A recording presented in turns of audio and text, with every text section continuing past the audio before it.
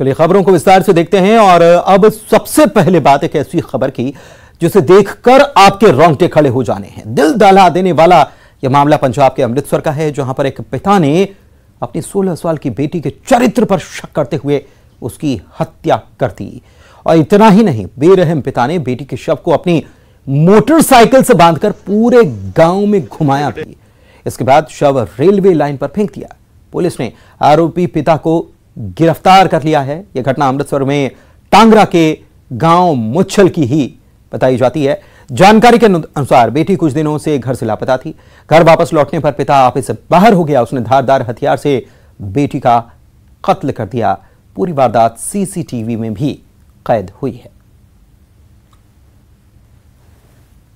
इन्हें हुण तक जो साडी तफ्तीश च आया जी, सानू जो इन्फॉर्मेशन भी मिली सी भी एक दिन पहला लड़की घर तो बिना दस्से चली गई सी ते कल जदों 2:15 ਦੇ करीब समय जदों आई ते आउंदे इन्हां दा कोई घर च प्योती दा तकरार होया। उन्हें इहदे पिता ने उन्होंने घर तो बाहर जाके अपनी किरपान नाल इहनूं वढ़ता। उस तो बाद उहदे पैर बंद के मोटरसाइकिल के पिछे घसीट के फाटक ते लै गए। उन्हें की कीता इत्थे आके ना वो अपनी किरपान दे नाल परना जिहा कट दिता। पता नहीं भी बद्दा हीगा की मैनूं नहीं इन्ना ज्यादा पता, क्योंकि मैं ते अंदर ही बैठा। उन्हें परना कट दिता ते मोटरसाइकिल लैके चल गया। हाँ जी, बॉडी इधर अपनी डाउन लैंड दे विच ही सुट्टी। वो फिर मैं उसी टाइम मैं स्टेशन मास्टर नूं इन्फॉर्मेशन कीता कि सर ऐसे ऐसे बात हुई है कि कोई निहंग सिंह है तो कोई लड़की को इधर गिरा के चल गया वा। वो फिर स्टेशन मास्टर ने अपने टांगरे GRP ਨੂੰ ਦੱਸਿਆ, ਸਾਡੀ रेलवे पुलिस ਜਿਹੜੀ। ਹਾਂਜੀ ਉਹ ਤੇ ਚਲੋ ਅਸੀਂ ਭਾਜੀ ਸਮਝਦੇ ਆ ਕਿ ਉਹ ਤੇ ਆਈ ਵੀ ਆਖਿਆ ਚਲੋ ਇਹ ਗਲਤ ਕੀਤਾ ਕਿ ਜਿਹੜਾ ਚਲੋ ਨਹੀਂ ਇਦਾਂ ਕਰਨੀ ਚਾਹੀਦੀ, ਚਲੋ ਜੇ ਕੀਤਾ ਹੈਗਾ। ਪਰ ਉਹਦਾ ਹੁਣ ਵੇਖੋ ਉਹਦਾ ਕੀ ਪਤਾ ਕੀ ਉਹਦੇ ਦਿਮਾਗ 'ਚ ਆਈ ਗੱਲ ਕਿ ਜਿਹੜੇ ਗੁੱਸੇ 'ਚ ਆਇਆ ਉਹਨਾਂ ਕੀ ਕੀਤਾ, ਕਿਉਂ ਕੀਤਾ ਇਦਾਂ ਬਿਨਾਂ ਦੱਸੇ ਕੀਤਾ। ਸਾਨੂੰ ਤੇ ਉਹਨੇ ਗਾਂ ਤੱਕ ਵੇਖਣ ਨਹੀਂ ਗਾ ਦਿੱਤਾ। तो हॉरर किलिंग का ये मामला अमृतसर में बेहद दिल दहला देने वाली ये घटना। बेटी कहीं बिना बताए चली गई थी, लौटी, पिता गुस्से में आग बबूला हो गया, कत्ल किया और शव को बाइक से बांधकर घसीटते हुए रेलवे लाइन पर फेंक आया। चलिए बढ़ते आगे। प्रधानमंत्री नरेंद्र मोदी मध्य प्रदेश के सागर में संत रविदास जी के मंदिर का शिलान्यास करने के लिए आ रहे हैं।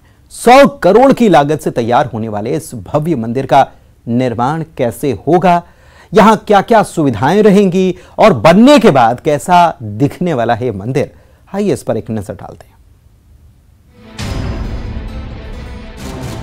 मध्य प्रदेश की सरकार संत रविदास के विचारों और लोक परिमार्जन और मानवता की वाणी को संरक्षित करने के उद्देश्य से सागर में संत रविदास का भव्य मंदिर तैयार करने जा रही है, जिसकी आधारशिला खुद प्रधानमंत्री रखेंगे। संत रविदास वे हैं जिन्होंने अपने शब्दों और काम के माध्यम से अनगिनत लोगों को सेवा भाव और करुणा भाव के लिए प्रेरित किया। उन्होंने रविदास रैदासी पंथ की स्थापना भी की। संत रविदास ने अपने आचरण और व्यवहार से प्रमाणित किया है कि मनुष्य जन्म से नहीं बल्कि अपने कर्मों से महान बनता है। और ऐसे संत को श्रद्धांजलि अर्पित करने के लिए और उनके बताए मार्ग से सभी को जोड़ने के लिए सागर में सरकार उनका मंदिर तैयार करने जा रही है। इसकी लागत 100 करोड़ रुपए आएगी। मंदिर और संग्रहालय रहेगा। संत रविदास मंदिर और संग्रहालय की स्थापना होगी, जिसमें उनकी वाणी, उनके कार्य, सामाजिक प्रदान, भक्ति आंदोलन और उसमें उनकी भूमिका जैसे विषयों को कलात्मक और आधुनिक तकनीक से दर्शाया जाएगा।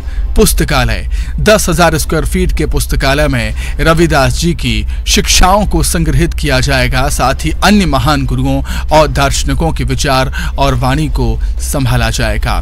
संगत सभाखंड, इसका आकार फूलों की पंखुड़ियों की तरह होगा। विशाल सभाखंड में संत रविदास जी की वाणी के साथ ही धार्मिक, आध्यात्मिक व्याख्यान और कार्यशाला का आयोजन होता रहेगा। भक्त निवास 12,500 वर्ग फीट में निर्मित इस भक्त निवास में दुनिया भर से आने वाले भक्त, साधक, विद्वान और यात्रियों के रुकने का इंतजाम किया जाएगा। यहाँ 15 कमरे तैयार किए जाएंगे और साथ ही 50 व्यक्तियों के लिए छात्रावास की सुविधा होगी। अल्पाहार गृह, मुलाकात और यहाँ प्रवास करने वाले लोगों के लिए 15,000 वर्ग फीट में इसका निर्माण होगा।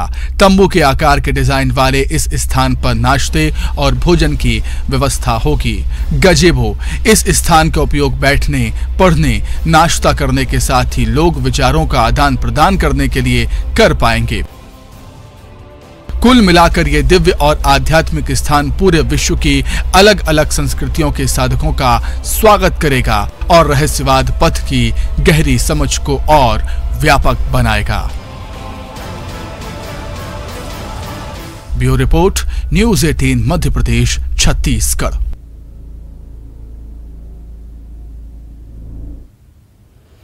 एमपी में कथाओं पर सियासत अब नई बात नहीं है। चुनावी साल में ऐसी कथाएं सियासत की पट कथा को रोचक बनाती हैं। बागेश्वर दरबार की कथा कराने के बाद पूर्व मुख्यमंत्री कमलनाथ अब पंडित प्रदीप मिश्रा की कथा करवाने की तैयारी में है। चुनावी साल में कथा पर सियासी संग्राम तो छिड़ना ही था।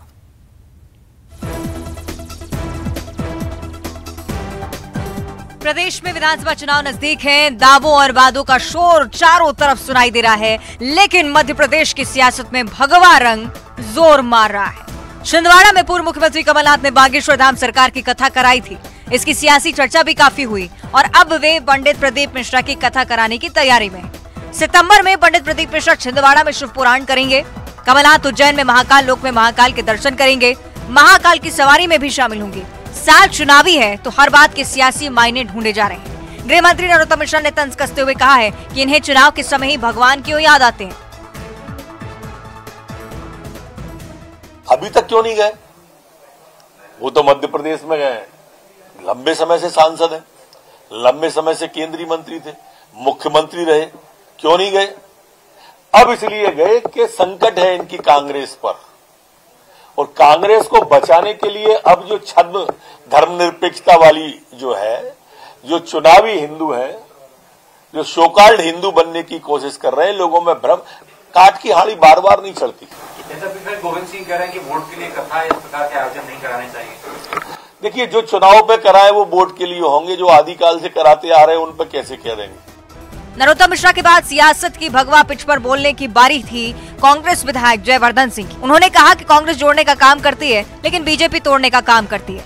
जयवर्धन ने सीधा सवाल पूछा कि आखिर नरोत्तम मिश्रा कौन होते हैं धर्म का ज्ञान बांटने वाले। वैसे भी माननीय नरोत्तम मिश्रा जी कौन होते हैं प्रमाण देने वाले, कौन हिंदू है कौन नहीं है।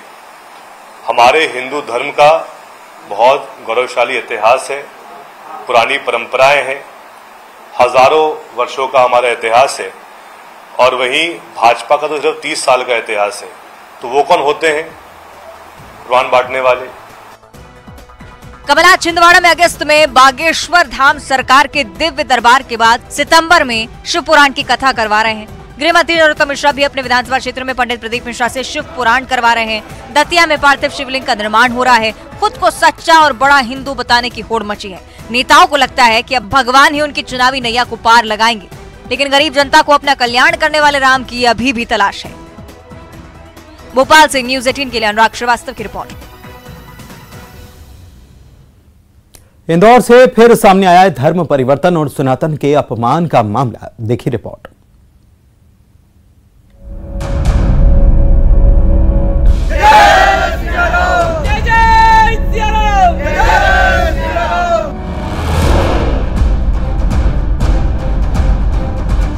इनकी नाराजगी और आक्रोश सिर्फ एक दिन की घटना से नहीं पनपा है, बल्कि एक सिलसिला है। इसी इंदौर ने कुछ दिनों के भीतर धर्मांतरण का दूसरा मामला देखा है और गुस्सा इस बात ने ज्यादा बढ़ा दिया कि यहाँ पर धार्मिक पुस्तक का अपमान भी किया गया। सिलसिलेवार जान लीजिए। यहाँ पर लोगों को सिलाई सिखाने के नाम पर बुलाकर बरगलाने का काम किया जा रहा था। आरोप ये भी हैं कि चर्च के अंदर हिंदू धर्म के खिलाफ भड़काऊ बातें कही गई, बल्कि बाइबिल को सर्वश्रेष्ठ बताते हुए पुस्तक भी फाड़ी गई।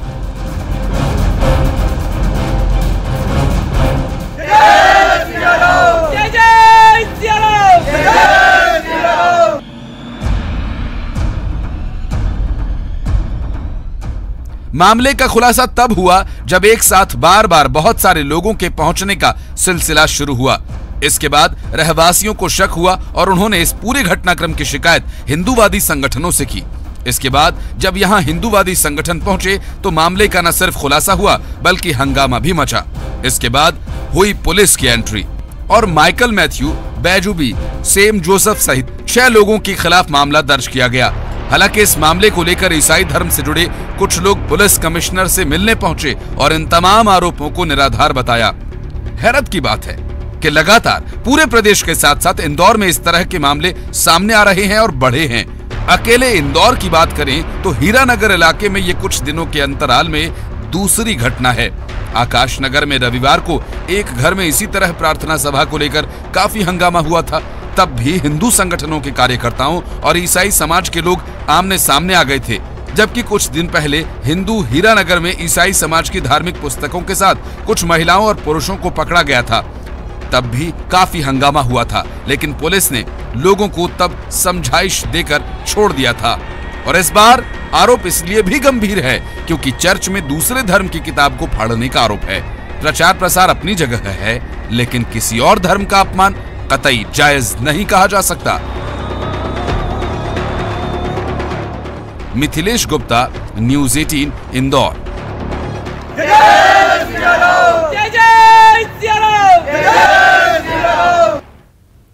धरती के दोस्तों की अंतरिक्ष में मुलाकात तो सुनने में अजीब लगेगा, लेकिन सच है। रिपोर्ट देखिए। 9, 8, 7, 6, 5, 4, 3, 2, 1, 0। वसुधैव कुटुंबकम के संस्कार और दोस्ती सदाबहार, यही है भारत का मूल मंत्र। राजनीतिक बयान एक तरफ और विज्ञान का काम एक तरफ। भारतीय अंतरिक्ष अनुसंधान संगठन यानी कि इसरो ने रूस की स्पेस एजेंसी रोस्कोसमोस को लूनर मिशन लूना 25 की सफल लॉन्चिंग पर बधाई दी है। इसरो ने ट्वीट किया है, लूना 25 के सफल प्रक्षेपण पर रोस्कोसमोस को बधाई। हमारी अंतरिक्ष यात्राओं में एक और मिलन बिंदु का होना अद्भुत है। हम कामना करते हैं कि चंद्रयान 3 और लूना 25 मिशन अपने निर्धारित लक्ष्यों को सफलतापूर्वक प्राप्त करे। शुभकामनाएं। मामला ऐसा है कि रूस ने 47 साल बाद कोई मून मिशन लॉन्च किया है। इससे पहले 1976 में रूस ने चंद्रमा मिशन लॉन्च किया था। लूना 25 चांद के साउथ पोल पर उतरेगा और मकसद है चंद्रमा पर पानी की खोज, जीवन की संभावना को तलाशना। रोस्कोसमोस के मुताबिक लूना 25 चांद की यात्रा पर है और आगामी 21 या 22 अगस्त को चांद के दक्षिणी ध्रुव पर लैंड करेगा। इधर इसरो ने 14 जुलाई को चंद्रयान 3 को भेजा है, जो 23 अगस्त को लैंड करेगा। ये लैंडिंग साउथ पोल पर होगी। इससे पहले कोई देश चंद्रमा के दक्षिणी ध्रुव पर सॉफ्ट लैंडिंग नहीं करा सका है। यही वजह है कि पूरी दुनिया की निगाहें भारत और रूस पर टिकी हुई हैं। रूस का अनुमान है कि लूना 25 की सफलता की संभावना 50% है। इधर इसरो चीफ एस सोमनाथ चंद्रयान 3 की लैंडिंग को लेकर पूरी तरह से आश्वस्त हैं।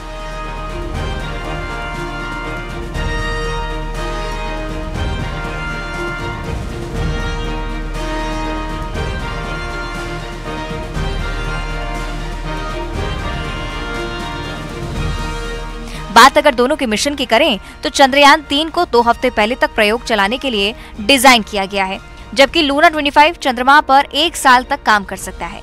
एक खास बात ये कि लूना में चंद्रयान की तरह रोवर नहीं है। लूना में वजनी उपकरण हैं जो जमे हुए पानी का परीक्षण करेंगे, साथ ही मानव जीवन की संभावनाएं खोजेंगे। लूना को वैसे तो अक्टूबर 2021 में जाना था, लेकिन करीब 2 साल की देरी के बाद ये निकला है। रूस पहले यूरोपीय अंतरिक्ष एजेंसी के साथ मिलकर काम कर रहा था, लेकिन फिर यूक्रेन के साथ जंग ने हालात बदल दिए।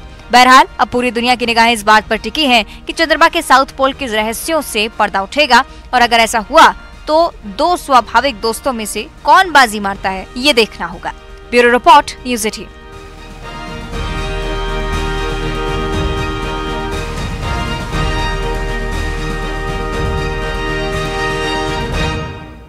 और इसी के साथ खबर असरदार में इतना ही।